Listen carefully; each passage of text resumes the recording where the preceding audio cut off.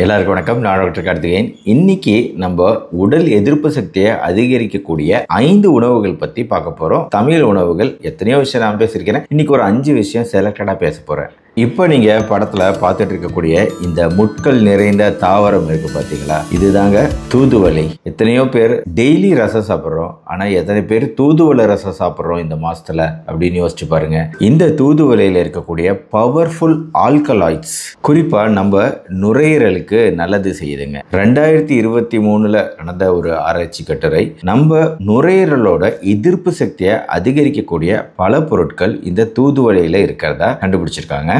இதனால நுரையீரலோட எதிர்ப்பு சக்தி 60% கூடுது. அதாவது சளி தொந்தரவுகள் வராம தடுக்கப்படுது 60% அப்படிங்கிறது இந்த ஆராய்ச்சி. என்னன்னா முட்கள் நிறைந்தது அப்படிங்கிறதுனால கேர்ஃபுல்லா ஹேண்டில் பண்ணுங்க. நீங்க கீரையை கழுவுன உடனே அந்த முட்கள் அப்படிங்கிறது எப்படி சாஃப்டா மாறுது அப்படிங்கிறத நீங்க பாருங்க. நல்லா கொதிக்கும் தண்ணீர்ல மஞ்சள் தூள், மிளகு போன்ற பல விஷயங்கள் சேர்த்து நீங்க சூப்பா சாப்பிட்டாலும் சரி, தூதுவளை சூப்போ ரசமோ, இது சூப்பரான ஒரு ரெசிபி உடல் எதிர்ப்பு சக்தியை அதிகரிக்கிறதுக்கு. ஆக்சுவலா சளி மருந்துகள்ல சில காம்பவுண்ட் வேதிப்பொருட்களை தயாரிப்பாங்க.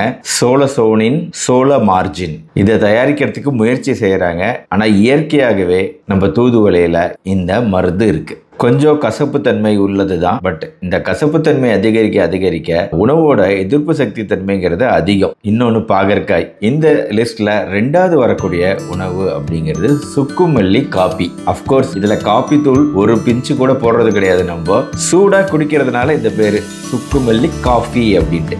சுக்கு அதாவது காய்ந்த இஞ்சி, கொத்தமல்லி விதைகள். 2024 நடந்த ஆராய்ச்சிப்படி இந்த 2 விஷயங்களை சேர்த்து தயாரிக்கக்கூடிய சுக்குமல்லி காபி அப்படிங்கிறது நம்ம உடல் எதிர்ப்பு சக்திக்கு மிகுந்த பயனளிக்கக்கூடியது.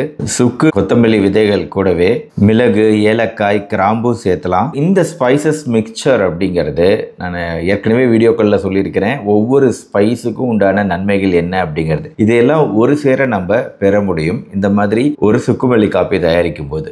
எப்படி தயாரிக்கலாங்க? முதல்ல இதை தயாரிக்கிறதுக்கு முன்னாடி ட்ரை ரோஸ்டிங் பண்ணலாம். எப்படி காபி கொட்டைகளை வறுத்து அதுக்கப்புறம் பொடி பண்ணி காபி தூள் ஆக்கி குடிக்கும் போது தான் அந்த கெஃபின் நம்மளுக்கு கிடைக்குது. அதே மாதிரி இந்த ஸ்பைசஸை லைட்டா, ரொம்ப தீய விடக்கூடாது. எதையுமே ஒவ்வொன்றையும் தனித்தனியா ஒரு மாதிரி பொன்னிறம் ஆகிற வரைக்கும், அந்த ஸ்டேஜ் வரைக்கும் வறுத்தா போதும். அப்படி நீங்க வறுக்கும் போது லைட்டா அந்த வெடிக்கிற சத்தம் டப் டப்னு கேட்கும். அப்ப என்ன அர்த்தம்னா அந்த ஸ்பைசஸ்குள்ள இருக்கக்கூடிய எண்ணெய்கள் இப்ப வெளியே வருது அப்படின்னு அர்த்தம். Volatile oils. இந்த 5 விஷயங்களுமே லைட்டா வறுத்த பின்னாடி லைட்டா அற விடுங்க. ஃபுல்லா அற விட வேணாம். ஒரு வார்ம் தொடக்கூடிய சூழல் இருக்கும் போதே இதை அரைச்சிடணும். இதை அரைச்சி பொடி பண்ணி வச்சுக்கிட்டீங்க அப்படின்னா அதுக்கப்புறம் 1 டீஸ்பூன் கொதிக்கும் தண்ணீர்ல போட்டு கலக்கி குடிக்கிறது அப்படிங்கிறது சூப்பரான ஒரு ரெசிபிங்க. எதிர்ப்பு சக்தி அதிகரிக்க. சரிங்க, நம்ம தான் ஆல்ரெடி ரோஸ்ட் பண்ணி தானே பொடி பண்ணியிருக்கோம். அதை ஏன் திருப்பி சுடுதண்ணில கொதிக்க வைக்கும் போது இந்த பொடியும் சேர்த்து கொதிக்க வைக்கணும் அப்படின்னு கேட்டீங்கன்னா, அப்பதான் இஞ்சியில இருக்கக்கூடிய ஜிஞ்சரால் அப்படிங்கிறது ஜிஞ்சிரோ அப்படிங்கிற ஒரு வேதிப்பொருளா மாறும். இது 100 மடங்கு அதிக வீரியம் கொண்டது நம்ம எதிர்ப்பு சக்தியை அதிகரிக்க ஜிஞ்சிரோலை விட.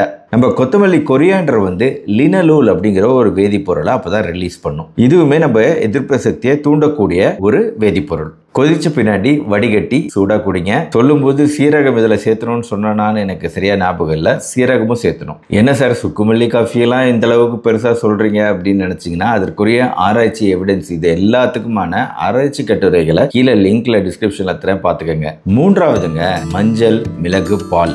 இதை குறித்து பல வீடியோக்கள்ல தொடர்ச்சியா பேசிக்கிட்டு வரேன். மிளகுல இருக்கக்கூடிய பெப்பரின், மஞ்சள்ல இருக்கக்கூடிய பல ஆன்டி ஆக்சிடென்ட்கள் தெரியும் உங்களுக்கு. மஞ்சளுக்கு பேட்டன்ட் காப்பிரைட்லாம் வாங்கி வச்சிருக்கிறாங்க அமெரிக்காலன்னு சொல்லிட்டு. ஸோ இதை நம்ம ரெகுலராக சேர்த்துக்கிறது ரொம்ப நன்மை தரக்கூடிய ஒரு விஷயம். இதோட ப்ரிப்பரேஷன்லாம் நான் சொல்லணும்னு அவசியம் இல்லை. மஞ்சளை பல வகையில் யூஸ் பண்ணிட்டு வரோம், பாலில் மட்டும் கிடையாது. 4வதுங்க, நிறைய பேர் இதை நீங்கள் எக்ஸ்பீரியன்ஸ் பண்ணியிருக்கலாம். 2015 டெங்கு பயங்கர அதிகமாக வந்தப்போ இது ஃபர்ஸ்ட் தமிழ்நாடு கவர்மெண்டால அப்ரூவ் பண்ணப்பட்டு இந்த கவர்மெண்ட் ஹாஸ்பிட்டலில் எல்லாருக்குமே கொடுத்தாங்க நிலவேம்பு கசாயம். அப்பல இருந்து தொடர்ந்து வருடம் இது கொடுக்கப்பட்டு வருது. ஆக்சுவலா ஒரிஜினலா இதோட ப்ரிப்பரேஷன் நிலவேம்பு கசாயம், கருமிளகு, வெள்ளை சந்தனம், சுக்கு, வெட்டிவேர், புடலங்காய், நட்கிராஸ், பார்ப்பட்டு, இந்த 8 விஷயங்களும் சேர்க்கப்பட்டு கசாயம் தயாரிக்கப்படும். ஆனா மெயினான இன்கிரிடியன்ட் நிலவேம்பு ஆண்ட்ரோகிராஃபிஸ் பானிகுலேட்டா. குறிப்பா இது வைரஸ்க்கு எதிராக போராடக்கூடியது. வைரஸ் செல்லுக்குள்ள என்ட்ரி ஆகிறத தடுக்கக்கூடிய பண்புகள் நிலவேம்புக்கு இருக்குன்னு ஆராய்ச்சிகள்ல தெரிய வருது. பொதுவா வைரல் லோடுன்னு ஒரு விஷயம் சொல்லுவோம். அந்த வைரல் லோடையே 60% குறைக்கக்கூடிய சான்ஸ் இருக்கு நிலவேம்பு தண்ணீர் குடிக்கும் போது அப்படிங்கிறது ஆராய்ச்சி. இது 2024 வந்த ஆராய்ச்சி. நிலவேம்பு குடிநீரோட ப்ரிப்பரேஷன் நான் ஏற்கனவே செஞ்சு காமிச்சிருக்கேன் அப்படின்னு நினைக்கிறேன் என் சேனல்ல. நீங்க அதை பார்த்து தெரிஞ்சுக்கலாம். பட் இந்த நிலவேம்பு குடிநீர் அப்படிங்கிறத ஒரு 15 நாளைக்கு ஒரு தடவை, அட்லீஸ்ட் வாரம் ஒரே ஒரு தடவையாவது நம்ம பயன்படுத்தலாங்க. லாஸ்டா இந்த மாதிரி விஷயங்கள்லாம் நம்ம சாப்பிட்றோம் அப்படிங்கிறதுனால இதெல்லாம் கொஞ்சம் காரத்தன்மை கொண்ட உணவுகளாக தான் நான் சொல்லியிருக்கிறேன். அப்போ அதை குளிர்விக்கும் வகையிலையும் நம்ம குடலுக்கு ஆரோக்கியம் தரும் வகையிலையும் ஒரு சப்போர்ட் மெக்கானிசம் வேணும். அந்த சப்போர்ட்டுக்காக 5வது நீராகாரம். இதில் இருக்கக்கூடிய எசென்ஷியல் ப்ரோபயோட்டிக்ஸ் நம்ம குடல்களை நல்லபடியாக பாதுகாத்துக்கும். ரொம்ப ஸ்பைசியான உணவாக இருந்தாலும் பழைய சாதம் நம்ம காலையில் சாப்பிட்றோம் அப்படின்னா நம்ம குடல்களோட ஆரோக்கியம் எப்பவும் நல்லபடியா இருக்கும். பழைய சாதம் செய்முறை கூட நான் காமிச்சிருக்கிறேன். அஃப்கோர்ஸ் இது வெங்காயம் பச்சை மிளகாயெல்லாம் கடிச்சு சாப்பிட்றவங்க இருக்கீங்க. வெங்காயம் கூட சேர்த்து சாப்பிடலாம். ஏன்னா வெங்காயத்தில் இருக்கக்கூடிய சல்ஃபர் பழைய சாதத்தில் இருக்கக்கூடிய ப்ரோபயோட்டிக்ஸோட சேர்த்து எதிர்ப்பு சக்தியை அதிகரிக்கக்கூடிய வேலையை செய்யுது. பிளஸ் நம்ம முன்னோர்கள் எவ்வளோ புத்திசாலி பாருங்க. நம்மளுக்கு வைட்டமின் B12 அப்படிங்கிறது பெரும்பாலும் அசைவ உணவுகள் மூலமாக தான் கிடைக்கும். ஒன் ஆஃப் த சைவ உணவு இயற்கையாக வைட்டமின் B12 கிடைக்கக்கூடிய உணவு அப்படின்னா அது பழைய சாதம், நீராகாரம் தான். ஆக ஒரு 5 விஷயங்களை பார்த்தோம். காலையில் நீராகாரத்தோட ஆரம்பிங்க. காலை நேர ஸ்நாக்ஸாக சுக்குமல்லி காப்பி குடிக்கலாம். மதியான தூதுவளை ரசம் சாப்பிடலாம்.